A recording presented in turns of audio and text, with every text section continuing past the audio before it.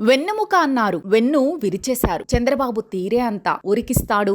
ఈలోపే కాళ్లకు అడ్డంగా కర్ర పెడతాడు. రాజకీయాల్లో ఆయన వాడుకొని కులం లేదు, మోసం చెయ్యని మతం లేదు. మాకు బీసీలే వెన్నెముక అని పదే పదే చెప్పే చంద్రబాబు సరిగ్గా ఎన్నికల వేళ టికెట్లు ఇచ్చే సమయంలో అదును చూసి బీసీలకు వెన్నుపోటు పొడిచారు. ఇన్నేళ్లుగా బీసీలను కేవలం ఓటు బ్యాంకుగా మాత్రమే చూస్తూ వస్తున్న చంద్రబాబు టికెట్లు ఇవ్వాల్సి వచ్చేసరికి మొండిచేయి చూపిస్తున్నారు. సంఖ్యాపరంగా 4.8% ఉన్న కమ్మ సామాజిక వర్గానికి 20కి పైగా ఎమ్మెల్యే సీట్లు కేటాయించి మెజారిటీ శాతం బీసీలకు కేవలం 31 సీట్లు ఇచ్చి చంద్రబాబు మరోసారి మోసం చేశారు. వైసీపీ మాత్రం గత ఎన్నికల్లో బీసీలకు 41 సీట్లు కేటాయిస్తే ఈసారి 48 సీట్లు కేటాయించింది. అంతేకాదు 25 ఎంపీ స్థానాల్లో 5 రిజర్వ్ నియోజకవర్గాల్లో మినహా 11 స్థానాల్లో బీసీ అభ్యర్థులను నిలబెట్టి వారిని గౌరవించింది. ఎంపీ ఎమ్మెల్యేల్లో కలిపి 200 స్థానాల్లో 100 స్థానాలను బీసీ, మైనారిటీ, ఎస్సీ, ఎస్టీలకు కేటాయించిన ఘనత సీఎం వైఎస్ జగన్ గారికి దక్కుతుంది. ఇప్పుడు చెప్పండి, బీసీల బంధువు ఎవరు? వారి పాలిట